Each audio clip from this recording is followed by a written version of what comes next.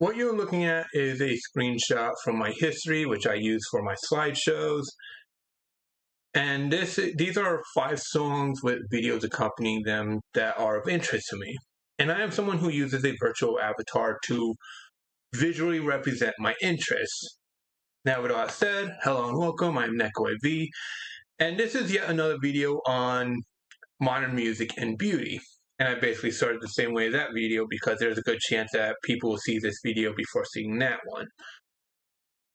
Now, I had talked in relation to what I viewed, because with War on Beauty, host Julia Davis, and that one video where she interviewed her brother Hudson, talked about the removal of beauty, and I myself talked about the suppression of beauty in my response to their videos. But there is one other thing about it that I think we were both missing, which I got to understand thanks to this video from the Cultural Tutor on how did the world get so ugly. Now, rather than talking about beauty being removed or suppressed, or as I said, you have a cube and until you remove all definition and layer and you get a square, and which also means removing color and you get top. And top is basically the most boring color in existence. It says nothing, so you get this top square. But then there's the idea of what if you started with the top square and you build up into something with more layer, more depth, more angles, and even more color, And that's the thing that I got out of the Cultural Tutor with that video, rather than the whole thing of removing or suppressing beauty, people end up refusing to add beauty, to make something more beautiful, so this way it isn't just a top square. And I know some people might go into this, your first video ever, you didn't see any of their video, you might have seen mine before theirs for some reason, and you think, well, what's the big deal with beauty? Well, not talking beauty in the sense of vanity, but rather beauty in the sense of self-expression, And the important thing about that, such as going into architecture like the Cultural Tutor did, you'd have these very simple and basic structures in architecture, and it just there, it functions, it exists, and that's it. Whereas when it comes to those with like sculptures and sculpted features and stuff like that, it isn't just a matter of expressing the self, but it's also a communication. You get to see that expression and you're giving a visual on what that community is about. And this relates to music because, well, we do have a whole bunch of top squares, and the musical equivalent is basically someone talking over background sound. And that's about it. Some people talk over background sound and they'll call that music. When it's just, like I said, it's comparable to a top square, in which case you have no harmony, no melody, sometimes even no rhythm. There's no unique cadence or manner of speech or anything that says something about the artist. It's just background sound and that's it. And that is a big problem, just something that just fades into the background, doesn't really say anything, and there is no communication there. And to continue further on that, I'm going to make references in this one. I'm not good with names, so my apologies, but to Lachlan Fraser and Paul Platt, I think their names are pronounced. One talks about the removal of regional music, and the other talks about the removal of monoculture. And while there are things where I find myself saying yes and no to, such as how we do have a sort of regional music and monoculture, but it's more in layers of subculture rather than what would be known typically as the zeitgeist.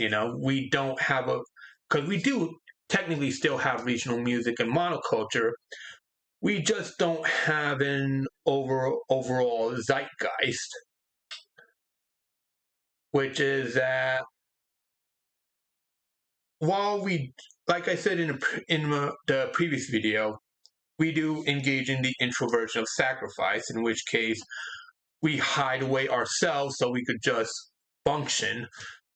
But a lot of times when we get home, we get online, or even not online. Maybe we just have a circle of friends we can communicate with, and that is our community. That is our tribe, And sometimes we get together with other people as an extension of it, and that ends up being our culture in a sense.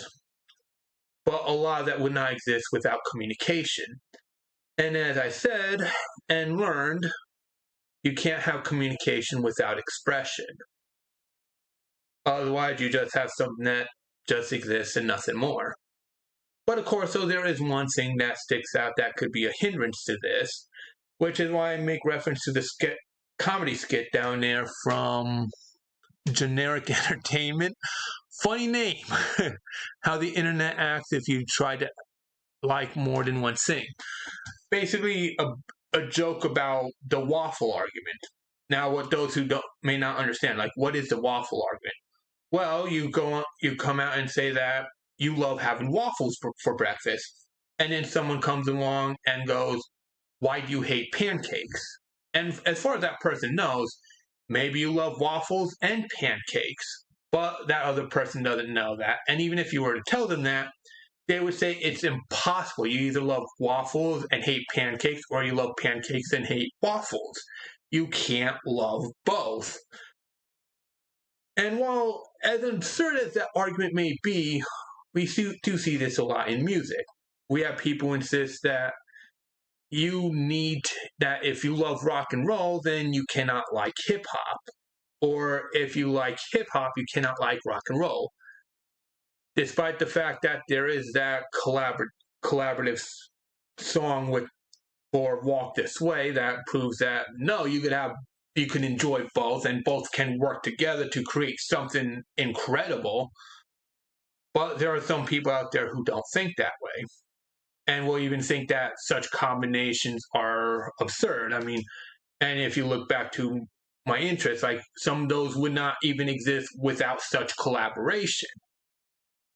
So, yeah, this is one of the things that stops us from having a larger culture, a larger community, something that stops communication. It isn't just a lack of expression and also becoming a top square to fit in and be functional, but it's also these waffle arguments that keep people from expressing themselves and keep people from actually communicating. Now, along with that, there's also another factor, focusing hard on the music this time. And this I'm going to go bouncing around a bit, because you got Rick Beato, who in his video had an interesting discussion with Jim Barber on how corruption and greed led to the downfall of rock music. And I think that it affected more than just rock music and may have contributed to why modern music is the way it is. As well as Venus Theory with the playlistification of music and how being on Spotify is a problem. Certain problems with relying on Spotify and stuff like that. Two of which I was not able to really put together until recently. I don't know why it took so long for the video to come upon my feed, but Codex with Free Bin, Internet Music, and the End of the World. And it's thanks to Codex that I was able to combine Rick Beato and Jim Barber's discussion with what Venus Theory is talking about. So, what is this whole thing of how does it, what's going on with modern music and what I call the elk problem? If you've seen Codex's video, you know why I call it the elk problem. But yeah, you have a lot of this music and unfortunately we do have a internet landscape in which case you either do self-promotion or you get exploited, with the exploitation being the elk problem, of course. In which case you do stuff like sub for sub and stuff like that. which, yeah, is equivalent to e-begging for a lot of people. And no, I'm not going to say too much of that. um, but yeah, when it comes to down to it, when it comes to the whole thing of getting your music out there through other means,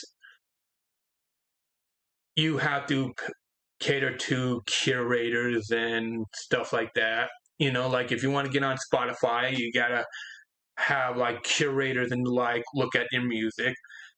And if it's not what they consider acceptable, it isn't just the fact that you're not going to get on a playlist on Spotify. Your music may not even end up on Spotify to begin with, you know? So there is that. And a lot of people rely on Spotify rather than looking to other sources such as Bandcamp and Newgrounds Audio. Newgrounds Audio is what I'm familiar with. I probably should start uploading music on there. I mean, there were other platforms, but they're long gone. I know because I did actually try uploading music, my own music, onto other platforms before, but those platforms are long gone. And even then, those platforms were brutal. But I'm not here to talk about that. Although that does relate, though, you know, it is very brutal and difficult to get yourself noticed on any of the platforms. And it isn't just that there's the whole thing being noticed. There's also the big problem for modern music, in which case it can also be expensive, you know. And while you get a bit of it from what Codex is talking about, Rick Beato and Jim Barber do an excellent job of breaking this down about how like equipment can get rented out to a band, and that eventually builds up in costs, you know. So yeah, I would strongly suggest watching those 3 videos if you ever wondered why things get so difficult for unique music to get out there. You know, why what ends up becoming popular tends to be only of a certain flavor, and why it's oftentimes more common to hear the audio equivalent of a top square and rarely anything more. But of course, though, there's more than that, because you also see down there a reference to Tentacool. Yep, doing another reference to Tentacool, this time about reality TV and nature documentaries. They add music, but the thing is that the music just presents a very simple idea. And unfortunately, there is a possibility that these TV shows may be conditioning us to look at what's on the surface, not or look at one side of a cube and say that square is reality, rather than looking at all sides of a cube to see what's there. Or even if it's maybe not a cube, maybe it's a pyramid, or maybe it's some other shape that you're not aware of because you just see one side of it. You presented this idea that a lot of, and this goes into another problem, not just the whole waffle argument, but as well as the elk problem, but also the fact that you're presented with the idea that everything is simple. And so something that is more complex, not only does it not get the airtime that's needed, but it's also often underrepresented. And this lack of representation prevents things from being seen. And even worse is that some people do end up having to play ball just so they can fit in and get recognized. You know, that is an unfortunate side effect. Now, before I end it, just going to make a little bit of a... Actually, I was going to end on talking about it, but yeah, talk about pop music. And yeah, these are the stuff that's popular, but Noah, I'm going to dedicate that to the next video. So until then, I'm Neko AV, and I thank you for watching.